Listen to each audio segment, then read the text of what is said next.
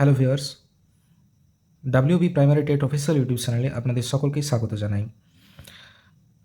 বিগত কয়েক মাস ধরে কিছু অসুস্থতার কারণে আমি ভিডিও বানাতে পারিনি। তো চেষ্টা করব এরপর থেকে আমরা কন্টিনিউ ভিডিওগুলো নিয়ে আসার। আমাদের মেন টার্গেট হবে প্যাডাগোগিক্যাল যে কনসেপ্টগুলো সেগুলোকে ক্লিয়ার করা এবং সেই সাথে সিডিপির যে চ্যাপ্টারগুলি প্রাইমারি টেটের ক্ষেত্রে গুরুত্বপূর্ণ সেগুলো আগে কভার করা এবং পরবর্তী ক্ষেত্রে আমরা গণিতের যে সমস্ত ইম্পর্টেন্ট টপিকগুলো রয়েছে সেগুলো নিয়েও আলোচনা করব। তো আপনারা অনেকেই জানেন যে আমরা কামাল হোসেনের যে 15 সেটের বই পাওয়া যায় সেখানে সিডিপি পোর্শনে যে প্যাডাগোগিক্যাল যে প্রশ্নগুলো এসে থাকে সেইগুলো নিয়ে আলোচনা করছি কামাল হোসেনের বইটি থেকে এবং এখানে আমরা 15 পর্যন্ত সেটগুলো কমপ্লিট করেছি। এখানে 150টি সেট রয়েছে। আমরা একে একে সেগুলো সলভ করার চেষ্টা করব এবং কিভাবে করতে হয়, কীরকমভাবে ভাবতে হয় উত্তরগুলো সেগুলো নিয়ে আমরা এখানে আলোচনা করব। তাহলে চলুন সময় নষ্ট না করে আজকের যে ভিডিও সেটি শুরু করা যাক।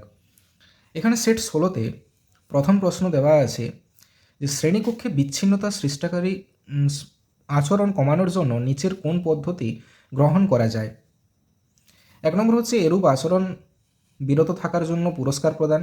এটা হতে পারে, কিন্তু আমাদেরকে দেখতে হবে উত্তরের প্রায়োরিটি কোনখানে বেশি।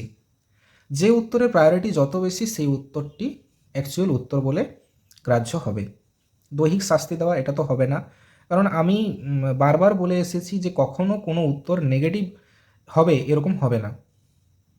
তাদের নীতিশিক্ষা দেওয়া এটাও কিন্তু হবে না এখানে, কারণ নীতিশিক্ষা মানে আমাকে বলে বোঝাতে হবে, করতে হবে। এরকমভাবে যদি শিক্ষার্থীদের মানুষ করা যেত তাহলে তো বলেই সব কিছু হয়ে যেত।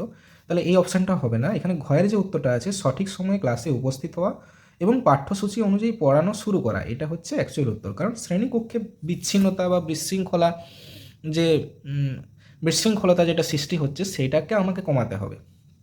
সেটা কমানোর জন্য আমাকে কী করতে হবে? ঠিক সময়ে ক্লাসে যেতে হবে। তাহলেই শিক্ষার্থীরা চুপচাপ বসবে এবং আমাকে পাঠ্যসূচি অনুযায়ী পড়ানো শুরু করতে হবে। যদি এই অপশানটা না থাকতো তাহলে এই কয়েকটা হতো। 2-এ বলা হয়েছে বোধহীন মানুষের বুদ্ধাঙ্কের পরিমাণ কত। এই অপশানগুলোর মধ্যে সবথেকে ছোট যেটা হবে সেটাই হবে, 60 থেকে 80। বোধহীন মানে কোনো বুদ্ধিই তার নেই, একদম প্রায় বোধ শূন্যের কাছাকাছি। 3-এ হচ্ছে সত্য প্রতিষ্ঠা করতে কোনটি গ্রহণীয়। বহু লোকের মতামত, মানে সবাইকার মতামত নিতে হবে, সবাই যেটা বলবে সেটাই ঠিক উত্তর। 2 নম্বর বহুদিন ধরে যেটা ব্যবহার হয়ে আসছে, সবাই যেটা বলছে বহুদিন ধরে সেটাই ঠিক, এটাও হবে না। লক্ষণীয় প্রমাণপত্রের সহজলভ্যতা, এইটা হবে উত্তর। আমি প্রমাণপত্র ঘেঁটে দেখব যে কথাটা কতটা সত্যি না মিথ্যে। সূর্য পশ্চিম দিকে ওঠে, পূর্ব দিকে অস্ত যায় অ্যাকচুয়ালি, কিন্তু আমরা যদি সবাই প্রথম থেকে বলে যেমন এসেছি বা অনেকে এখনও হয়তো বলবে যে সূর্য পূর্ব দিকে ওঠে পশ্চিম দিকে অস্ত যায়, তার মানে কি সেটা সত্যি কথা? সেটা নয়। আমাকে সত্যতা যাচাই করে দেখতে হবে, পরীক্ষা করে যে সেটা কোনটা ঠিক, তবে গিয়ে আমরা সত্য অনুসন্ধান করতে পারবো। তাহলে এখানে গয়ের উত্তরটা হবে। 4-এ দেখা হচ্ছে শিক্ষার প্রথম স্তর কি। শিক্ষককে জানা, অভিভাবককে জানা, দেবতাকে জানা। ঘ শিক্ষার মাধ্যমে অন্য জনগণের সম্পর্কে ধারণা হতে পারে, এটাই হবে। শিক্ষককে জানা, অভিভাবককে জানা, দেবতাকে জানা, এগুলো কোনো পয়েন্ট নয়। শিক্ষার মাধ্যমে সে কী শিখবে এইটা একটা পয়েন্ট হতে পারে, অনেক কিছু শিখবে, তার মধ্যে এইটা একটা পয়েন্ট যে শিক্ষার মাধ্যমে অন্য জনগণের সম্পর্কে ধারণা হতে পারবে তার, যে এই ব্যক্তিটি কেমন বা তার মানসিকতা কেমন। এই ধ্যান ধারণাগুলো কিসের মাধ্যমে আসে? শিক্ষার মাধ্যমে আসে। 5-এর দাগে বলা হয়েছে শিক্ষালয়ে অন্তর্ভুক্ত সমাজসেবামূলক কাজ হিসাবে কোনটি করা যেতে পারে। বিদ্যালয় গৃহ পরিষ্কার ও পরিবেশ পরিষ্কারের কাজ, খেলার মাঠ উন্নয়ন ও উদ্যান পরিচর্যার কাজ, স্বাস্থ্য পর্যবেক্ষণের কাজ, ওপরের সবগুলিই হবে। ভারতের প্রথম সংবাদপত্র হিকির বেঙ্গল গ্যাজেট, যা প্রকাশিত হয় 1780 খ্রিস্টাব্দে। এখানে কিন্তু বেশ কিছু প্রশ্ন উঠে আসতে পারে যে বেঙ্গল গ্যাজেটটি কার। হিকিরের লেখা বেঙ্গল গ্যাজেট, বা বেঙ্গল গ্যাজেটের সম্পাদক বলতে পারি, বা বেঙ্গল গ্যাজেট কে প্রতিষ্ঠা করে পত্রিকাটা, সে হচ্ছে হিকির। কত সালে প্রকাশিত হয়? 1780 খ্রিস্টাব্দে। এটা একটা প্রশ্ন হতে পারে যে বেঙ্গল গ্যাজেট কবে প্রকাশিত হয়? 1780 খ্রিস্টাব্দে। এটি কোন ভাষায় ছিল? এটি ইংরেজি ভাষার সংবাদপত্র ছিল এই গয়ের দাগের উত্তরটা। সাথে হচ্ছে ছাত্রছাত্রীরা যাতে খাতা দেখার সম্পর্কে শিক্ষকদের উপর আস্থা রাখতে পারে, তার জন্য শিক্ষকদের কর্তব্য কেমন হওয়া উচিত? নিরপেক্ষ এবং বস্তুনিষ্ঠ হওয়া উচিত, এটাই হবে উত্তর। বেশি মার্কস দেওয়া, কম মার্কস দেওয়া, ছাত্রছাত্রীদের সঙ্গে আলোচনা করা, এইসব একটাও পয়েন্ট হবে না। সবাইকে বেশি মার্কস দিয়ে দেবো, ঠিক মতো সে লেখেনি, এটাও ঠিক নয়। আবার কেউ ঠিক লিখেছে তাকে কম মার্কস দেবো, এটাও ঠিক নয়। আর আমি শিক্ষক হিসাবে ছাত্রছাত্রীদের নম্বর দেবো, সেটা ছাত্রছাত্রীদের কেন তার সাথে আলোচনা করতে হবে? সেই অধিকারটা আমার। ছাত্রছাত্রীরা তো সবাই বলবে যে আমাকে বেশি নাম্বার দিন, তাহলে এগুলো একটাও হবে না। প্রথম একটাই হবে নিরপেক্ষ, মানে কোনো শিক্ষার্থী আমার প্রিয় একজন স্টুডেন্ট আছে তাকে বেশি নাম্বার দেবো, আর অন্য একটি স্টুডেন্ট আমার কাছে টিউশন পড়ে না বা আমার প্রিয় নয় তার জন্য তাকে কম নাম্বার দেবো, এরকম কিন্তু নয়।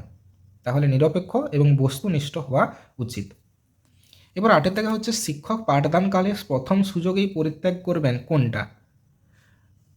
ভুল এবং অপ্রয়োজনীয় অংশ। যে অংশটা ভুল সেটা বাদ দিয়ে দেবো, বা যেটা প্রয়োজন নেই সেটা আমি বোঝাবো না বা সেটা আমি বলবো না। কারণ আমি জানি কি যে আমার যেহেতু একটা এক্সপিরিয়েন্স আছে, যে আমি আজ হয়তো a+b তার হোল স্কোয়ারের সূত্র শেখাচ্ছি, যেটা হয়তো আমার এখন প্রয়োজন নেই, ক্লাস 4-এ প্রয়োজন নেই ওই সূত্র, কিন্তু আমার মনে হচ্ছে আমি শেখাবো, তাহলে সেই শিক্ষার কোনো মানে নেই। যখন যেটার সময় তখন আমি সেটা শেখাবো। তাহলে এই a+b তার হোল স্কোয়ারের সূত্র, এটা নিশ্চয়ই অপ্রয়োজনীয় ক্লাস 4-এর শিক্ষার্থীর ক্ষেত্রে। তাহলে সেই জন্য আমরা ভুল এবং অপ্রয়োজনীয় অংশ যেটা সেটা বাদ দেবো। ক্ষয়ের দাগের উত্তরটা হবে।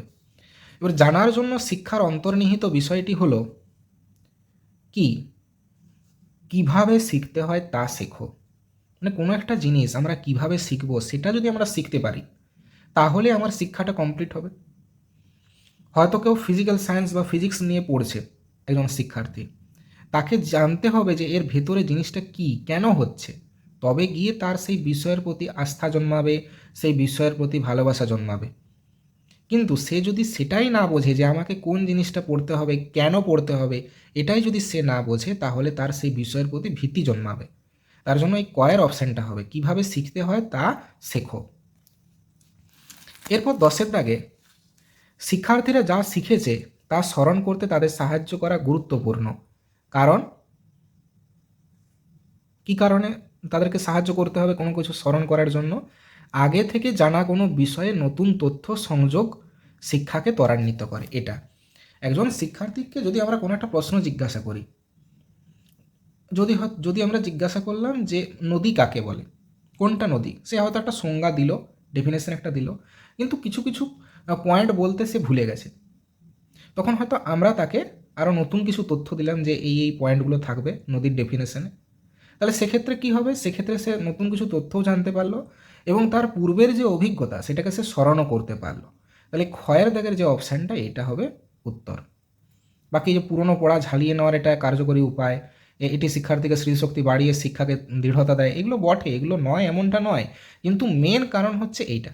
সে তো জানবে বা স্মরণ করবে, সেটা তো প্রথমেই বলে দিয়েছে, কিন্তু তার সাথে আর কি হবে? তার শিক্ষক তাকে নতুন কিছু তথ্য দেবে যেটা তার শিক্ষাকে ত্বরান্বিত করবে। এইটা হবে উত্তর। এবারে সেট 17, মানুষ প্রথম কার কাছ থেকে শিক্ষা নেয়? এটা উত্তর আমরা সবাই জানি, মা হবে। এখানে যদি পরিবার থাকতো তাহলে পরিবারও হতো, তখন কিন্তু মা আলাদাভাবে থাকতো না, কিন্তু যদি পরিবার এবং মা দুটোই থাকে তাহলে মাই হবে। 2 নম্বর, পরিবার শিশুর শিক্ষাক্ষেত্রকে কিভাবে প্রভাবিত করে? কি হবে এখানে?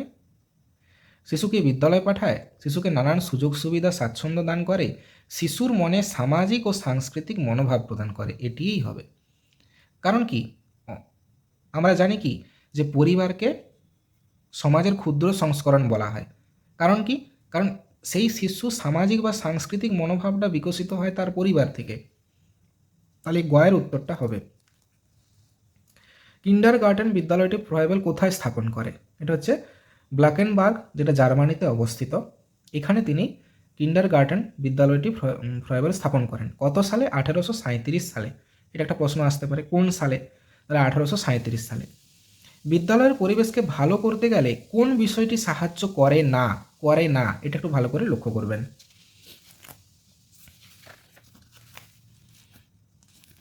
শিক্ষার্থীর পারস্পরিক সম্পর্ক, এটা অবশ্যই সাহায্য করে। শিক্ষার্থী শিক্ষকের পারস্পরিক সম্পর্ক, এটাও সাহায্য করে। বিদ্যালয়ের পাঠ্যক্রম, এইটা হবে উত্তর। এইটা উত্তর হবে। প্রশ্নে আমাকে বলেছে কি বিদ্যালয়ের পরিবেশকে ভালো করতে গেলে, এখানে পাঠ্যক্রমের কাজ নেই। একজন শিক্ষার্থীর সার্বিক উন্নতি বিকাশ করার ক্ষেত্রে পাঠ্যক্রমের কাজ আছে, কিন্তু বিদ্যালয়ের যে পরিবেশ সেটার জন্য ডাইরেক্ট প্রত্যক্ষভাবে পাঠ্যক্রমের কোনো ভূমিকা নেই, পরোক্ষভাবে হতে পারে। তাহলে এই গয়ের উত্তরটা হবে। শৈশবের স্থায়িত্ব কোন বয়স থেকে কোন বয়স, এটা আমরা জানি 0 থেকে 5 বছর। এবার national council of educational research and training কত সালে স্থাপিত হয়, অর্থাৎ এনসিইআরটি, এর ফুল ফর্ম জানতে চাই। তাহলে এর ফুল ফর্ম কি, national council of educational research and training. এটা কত সালে স্থাপিত হয়, এটা 1961 সালে স্থাপিত হয়। একটি ছাত্র চেষ্টা সত্ত্বেও কোনো একটি বিষয়ে ভালো নম্বর তুলতে পারেনি, সেজন্য সে ভীত। এই অবস্থায় সেই বিষয়ে শিক্ষকের কি করা উচিত? সেই ছাত্রকে এড়িয়ে যাবেন? এটা নিশ্চয়ই করবেন না, নেগেটিভ উত্তর এটা। তাকে শাস্তি দেবেন? এটাও নেগেটিভ উত্তর, এটাও হবে না। তার আত্মবিশ্বাস বাড়াতে সচেষ্ট হবেন এবং ভীতি দূর করবেন, এটাই হচ্ছে উত্তর।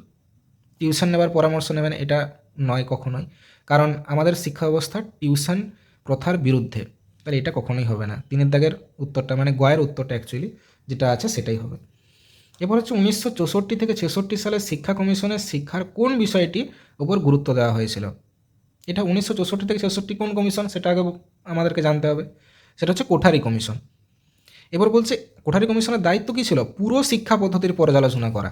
পুরো শিক্ষা পদ্ধতি যা আছে প্রথম থেকে একদম উচ্চস্তর কলেজ ইউনিভার্সিটি যা আছে পুরোটাই তাদের নখদর্পণে রাখার কথা হয়েছিল এবং সেরকমভাবে তারা কিছু শিক্ষানীতি প্রচলন করেছিল। এরপর হচ্ছে শিক্ষা ব্যবস্থায় গ্রেড প্রথা কবে চালু হয়, এটা হচ্ছে 2009 সালে গ্রেড প্রথা চালু হয়। প্রথম কিন্ডারগার্টেন শুরু করেছিলেন কে, এটা হচ্ছে ফ্রেডারিক ফ্রয়েবেল। ইনি কিন্ডারগার্টেন শুরু করেছিলেন। কিন্ডারগার্টেন কথাটা এসেছে কি, একজন শিক্ষার্থীকে শিক্ষা দেওয়া বা শিশুকে একটা ফুলের সঙ্গে তুলনা করা হয়েছে এখানে, এবং তাকে সেইভাবে শিক্ষাদান করার কথা বলা হয়েছে। এরপর হচ্ছে সেট 18। এখানে প্রথম প্রশ্নে বলা হয়েছে বিদ্যালয়ে তোতলা শিশুদের সঙ্গে কীরূপ আচরণ করবে, সহানুভূতিপূর্ণ। গয়ের উত্তরটা হবে। উপহাসমূলক, অসঙ্গতিপূর্ণ, দায়মূলক, এগুলো প্রত্যেকটাই নেগেটিভ উত্তর, তাহলে এগুলো একটাও হবে না। এবার হচ্ছে একজন প্রার্থী তখনই ভালো শিক্ষক হতে পারেন যখন কি হবে, শিক্ষকতা সম্পর্কে তার প্রকৃত আগ্রহ থাকে, এটাই হবে উত্তর। বাকিগুলো একটু দেখে নিই। ছাত্রদের সঠিকভাবে নিয়ন্ত্রণ করতে পারেন, পাঠ্য বিষয় সম্পর্কে অসামান্য জ্ঞানের অধিকারী হন, পাঠ্য বিষয়গুলিকে ভালোভাবে বিশ্লেষণ করতে পারেন। দেখুন এখানে ঘয়ের যে অপশানটা সেটাও হওয়ার সম্ভাবনা আছে, কিন্তু যদি তার প্রকৃত আগ্রহ থাকে তবে সে এই বিষয়গুলোকে ভালোভাবে বিশ্লেষণ করতেও পারবে। ঠিকমতোভাবে আগ্রহ থাকতে হবে, তবে তার ইচ্ছাও হবে শিক্ষার্থীদের ভালোভাবে শেখানোর। এরপর 3 নম্বর হচ্ছে ক্লাসে গিয়ে আপনি দেখলেন ছাত্ররা বেঞ্চে বসা নিয়ে মারামারি করছে, তাহলে কি করবেন? কীভাবে বসাবো তাদেরকে? ছাত্রদের উচ্চতা অনুযায়ী তাদের বেঞ্চে বসতে বলবেন। যারা একটু লম্বা আছে তাদেরকে পেছনে বসাতে হবে, কারণ তারা দূর থেকেও দেখতে পারবে। আর যারা হয়তো হাইটে কম, তারা যদি তাদেরকে পেছনে বসানো হয় তাহলে তারা বোর্ড দেখতে পারবে না, কারণ সামনে যদি লম্বা ছাত্রছাত্রীরা থাকে তাহলে তাদের মাথাতেই ঢেকে যাবে, পুরো বোর্ডটা দেখতে পাবে না। তাহলে তাদেরকে উচ্চতা অনুযায়ী সাজাবো। কীভাবে সাজাবো? সব থেকে পেছনে উঁচুদেরকে, যারা লম্বা তাদেরকে বসাবো, তার আগে তাদের থেকে কম হাইট এবং তার আগে তাদের থেকে কম হাইট, এইভাবে আমরা ক্রমশ ছাত্রছাত্রীদের সাজাবো। এরপর হচ্ছে স্মৃতির সঙ্গে কোন স্বতন্ত্র মানসিক প্রক্রিয়া সংযুক্ত নয়, এখানে উন্নয়নটা হবে, কারণ শিখন, সংরক্ষণ, স্মরণ এগুলো প্রত্যেকটাই রয়েছে স্মৃতির সাথে। ছাত্রদের সার্বিক উন্নতির জন্য একজন শিক্ষকের কি কর্তব্য করা উচিত? ছাত্ররা যাতে নিজেকে প্রকাশ করতে পারে তার জন্য প্রয়োজনীয় পরিবেশ সৃষ্টি করতে হবে, এইটা হবে উত্তর। সুস্পষ্ট আদর্শ এবং উদ্দেশ্য তুলে ধরা, ছাত্রদের মধ্যে আত্মবিশ্বাস সৃষ্টি করা, এগুলো সব একটা একটা আলাদা আলাদা পয়েন্ট হিসাবে দিয়েছে। আর এই যে গয়ের যে উত্তরটা, এইটা একদম সবগুলোকে কম্বিনেশন করে আমাকে প্রায়োরিটি দেখতে হবে, তাহলে আমার গয়ের উত্তরটা হবে। এমন মানুষ পূর্ণ মনুষ্যত্ব লাভ করতে পারে না কি না হলে সমাজ সচেতন যদি সে না হয়, তাহলে সে মনুষ্যত্ব অর্জন করতে পারেনি। এরপর হচ্ছে সামাজিক শিক্ষা একটি বিস্তৃত কর্মসূচি এবং তার উদ্দেশ্য বহুমুখী। এই উদ্দেশ্যগুলির প্রথম কোনটা? এটা হচ্ছে সাক্ষরতা কর্মসূচি রূপায়ণ করা। শিক্ষাক্ষেত্রে ক্ষমতার নীতি প্রবর্তন করেন কে? ক্ষমতার নীতি, এটা মিশনারিরা হবে। নিচে কোনটি সত্য? খেলা একটি স্বতঃস্ফূর্ত আচরণ ও সৃজনমূলক। খেলার মধ্যে একঘেয়েমি এবং ব্যাপক চাপ থাকে। স্বতঃস্ফূর্ত আচরণ এবং সৃজনমূলক এটাই হবে, বাকি পয়েন্টগুলো আমরা দেখে নিচ্ছি। একঘেয়েমি এবং বাহ্যিক চাপ থাকে, এটা কখনোই নয়। আর খেলার মধ্যে বাধ্যবাধকতার ভাব থাকে, এটাও হবে না, উপরের কোনোটিই নয়। তার মানে কয়ের উত্তরটা হবে। শিক্ষক শিক্ষার্থীকে সঠিক প্রতিক্রিয়াটি কী করবেন? নির্দিষ্ট করতে সাহায্য করবেন, এটাই হবে। মানে কীভাবে সে প্রতিক্রিয়া করবে, কোনো একটা প্রশ্নের উত্তর সে কীভাবে দেবে, বা কোনো একটি সমস্যার সম্মুখীন হয়েছে সেই শিক্ষার্থী, কীভাবে সেই শিক্ষার্থী সেই সমস্যার থেকে বেরোবে, সেই সমস্ত যাতে সে নিজেই করতে পারে সলভ, তার জন্য তাকে সেই নির্দিষ্ট করতে সাহায্য করবেন। তো এই ছিল সেট 18 পর্যন্ত, 16 থেকে 18, 16, 17, 18 তিনটি সেট নিয়ে আমরা আলোচনা করলাম, 30টি প্রশ্ন। পরবর্তী ক্ষেত্রে আমরা বাকি সেটগুলো আলোচনা করব এবং এই সাথে সিডিপির যে চ্যাপ্টার ওয়াইজ আলোচনা আমরা শুরু করেছিলাম সেগুলো কন্টিনিউ করার চেষ্টা করব। তাহলে আজকের মতো ভিডিওটা এই পর্যন্তই। ভিডিওটা ভালো লাগলে অবশ্যই লাইক করবেন, শেয়ার করবেন এবং আমার চ্যানেলটিকে সাবস্ক্রাইব করতে ভুলবেন না। পাশে থাকা বেল আইকনটিকে প্রেস করে অল সিলেক্ট করে নেবেন, যাতে সমস্ত ভিডিওর নোটিফিকেশান আপনারা পেতে পারেন। যদি কোনো প্রশ্ন নিয়ে ডাউট থেকে থাকে তাহলে অবশ্যই জানাবেন, আমি সেই প্রশ্নের উত্তর দেওয়ার চেষ্টা করব। আজকের মতো ভিডিওটা এই পর্যন্তই। ভিডিওটি দেখার জন্য অসংখ্য ধন্যবাদ।